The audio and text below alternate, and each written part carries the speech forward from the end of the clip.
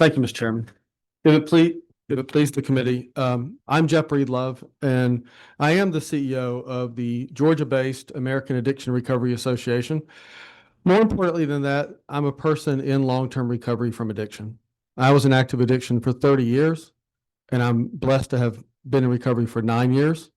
Of course, during that time in recovery, I worked here at the Georgia State. Don't hold it against me, but it was the Senate. Sorry. I apologize. But I was a policy analyst for you. I worked for Governor Deal. I worked for Georgia members of Congress. And, I was in active addiction. And I'm blessed to be standing before you as a survivor. You honor families and survivors by talking about this policy issue. So first and foremost, let me make sure on behalf of everybody impacted by this that I say thank you for taking time out of your schedules to talk about this policy issue.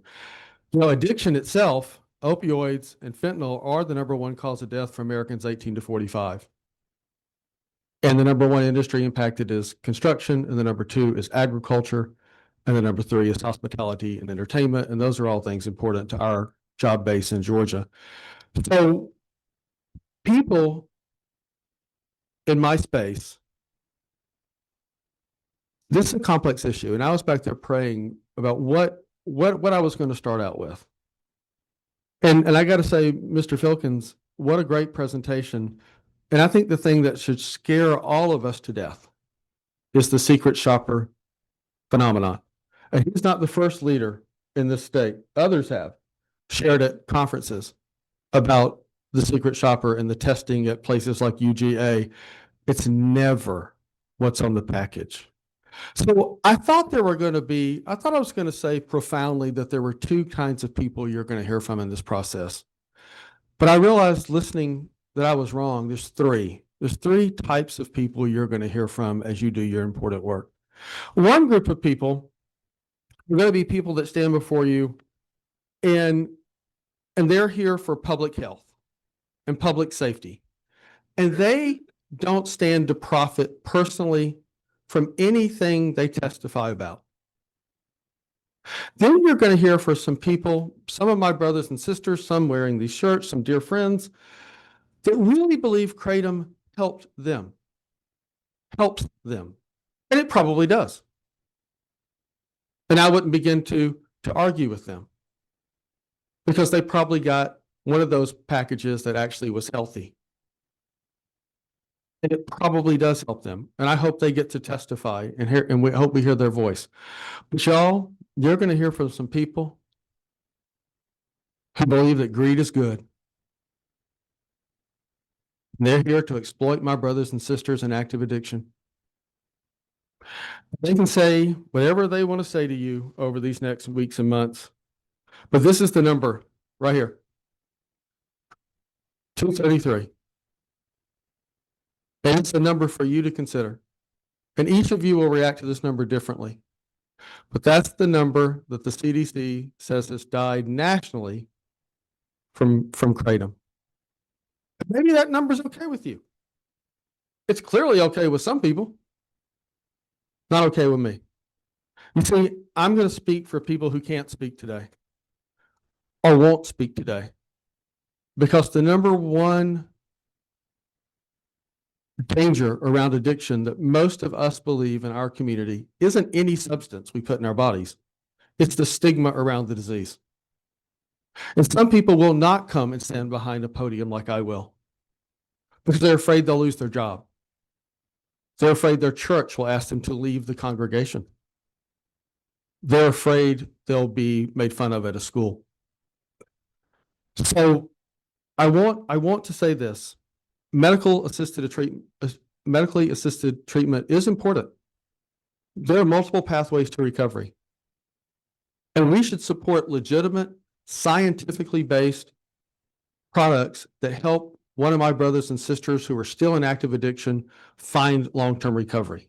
Our brother and sister in recovery sustain recovery.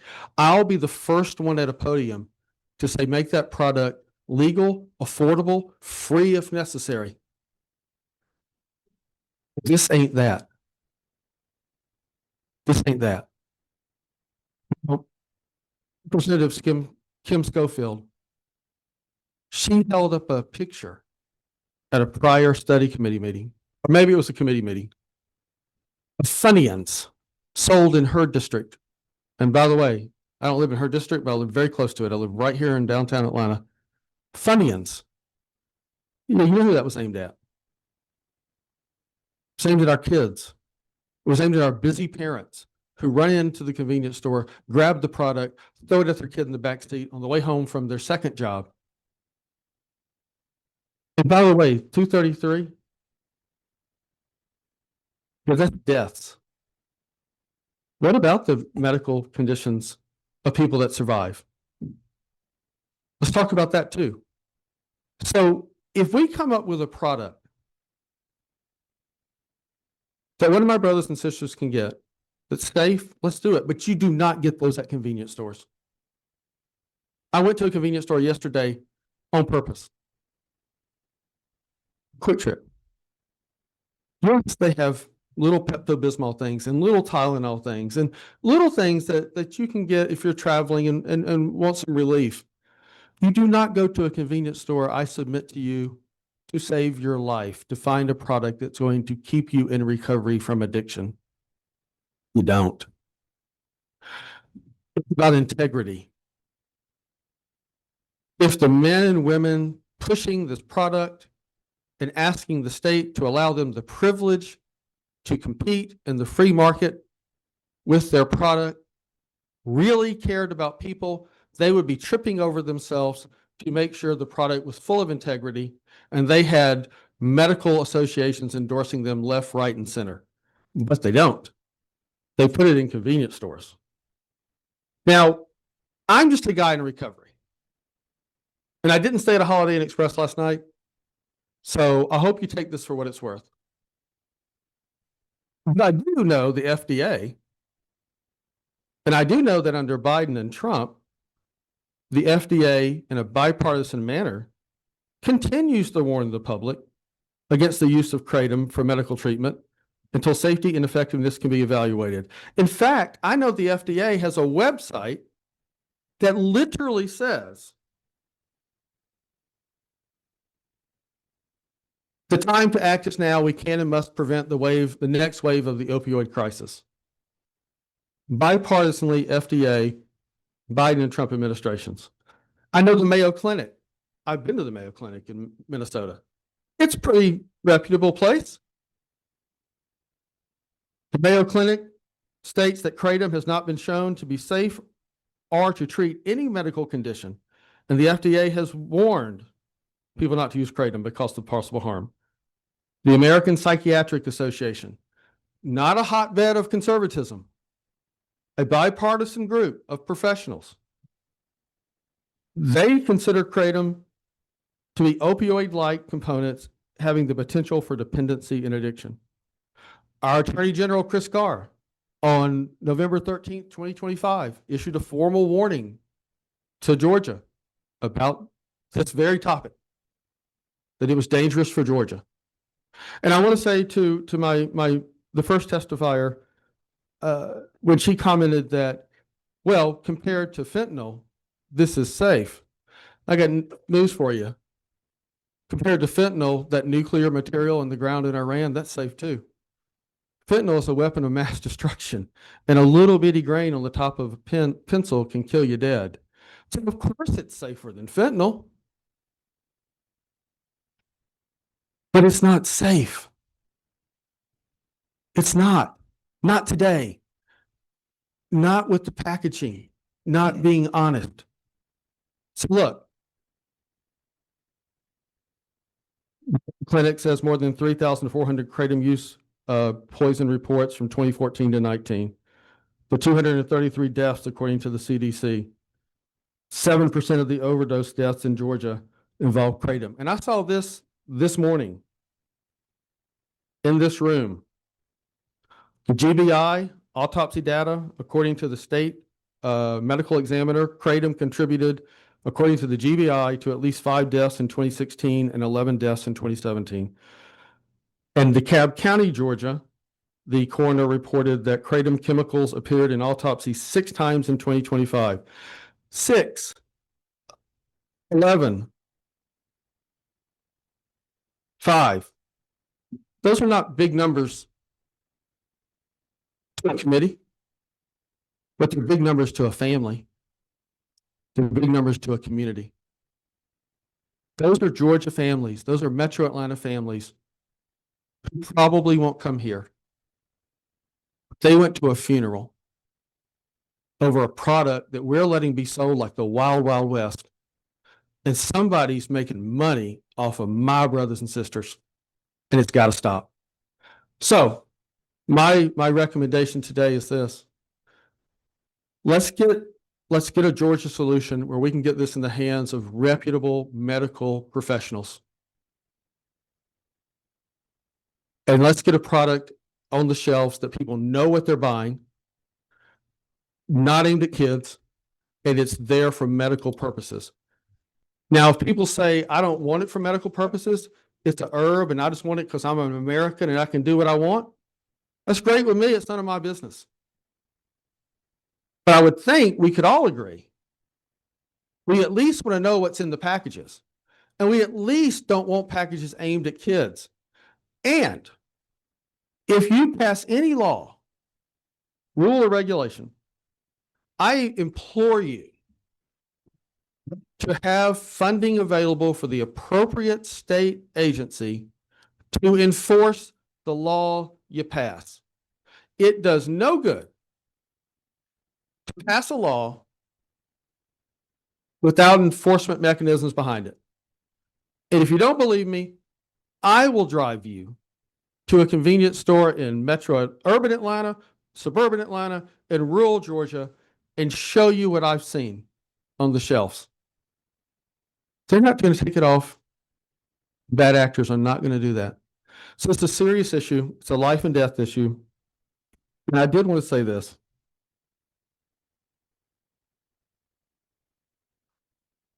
We're going to hear people, I'm a prohibitionist.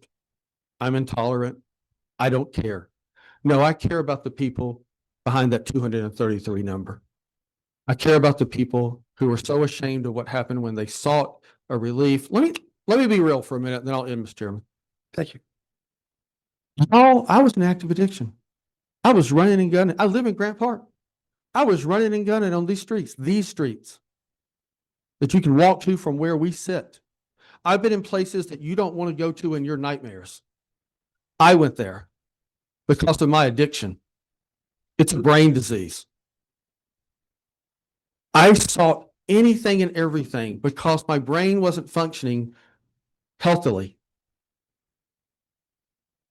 People in active addiction don't read government reports. They don't read labels on packages.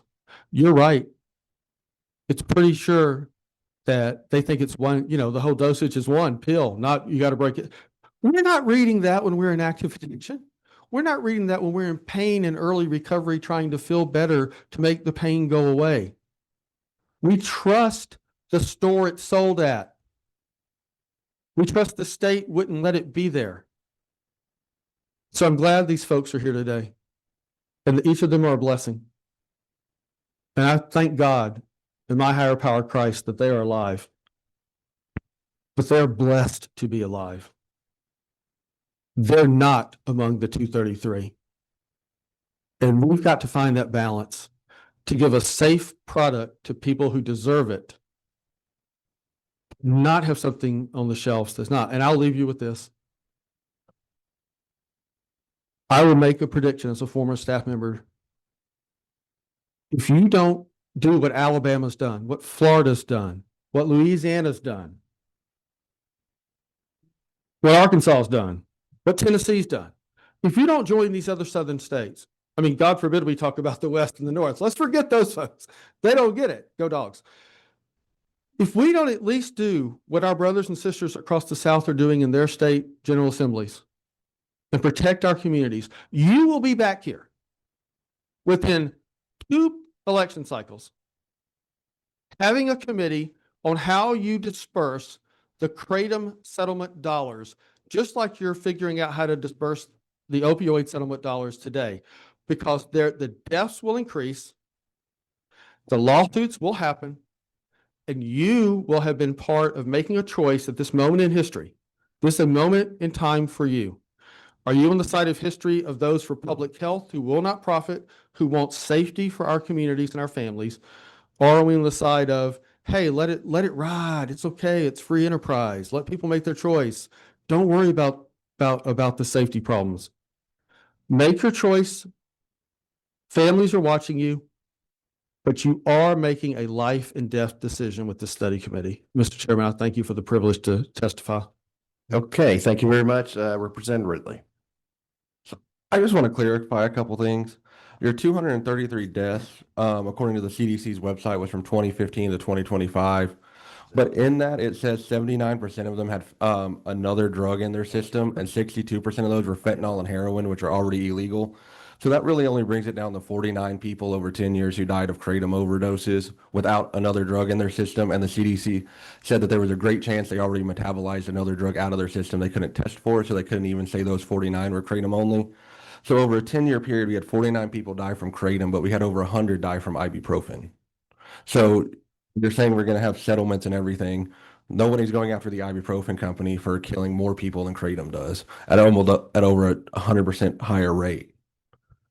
So again, I'm all about supporting people in recovery. I know people who have had meth addictions, heroin addictions, and I'm all about supporting them and doing everything we can. But I think it's a little disingenuous to come in here and say, it's so bad when ibuprofen's killing twice as many people. And then also you talked about people getting paid to come testify. Are you currently getting paid in your current role to testify here today for addiction recovery? No, I'm here with my own organization. Does that organization pay you? Well, sure. So you are getting paid to be here today? If I run the organization, I pay myself. Okay. Okay, thank you, Representative. Chairman Corbett. Thank you, Mr. Chairman. Thank you, Mr. Breedlove. Thank you for your passion. Thank you for your testimony. We talked about the 233 and y'all just debated trying to differentiate, if it's all kratom or not. But my question, I guess, is I have a friend who's got a stepson that's addicted to this. They put him in recovery. He stops breathing from the kratom, and they put him in a recovery, trying to get him off of the kratom. Is there a number of, or do we know the number of people that's in recovery for kratom abuse? I couldn't testify that I know the number of people in recovery. I can say that, the number that the Mayo Clinic, they report 3,400 poisonings. Now, whether or not somebody's in recovery from that poisoning or not, so it's not a fatality. Yeah, it doesn't show up on the 233, Right. but how many's in recovery? Right. I For mean, this, because I know this one personal story, a friend of mine, but also there's a pastor in my district that runs a men's recovery, and he said that's the biggest thing they're seeing there also. right. No, it's a very dangerous product.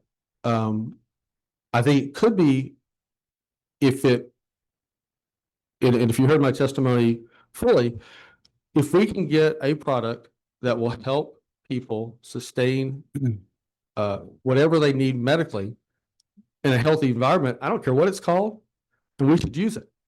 But what's out there right now and what's going on in our streets right now is not a healthy situation.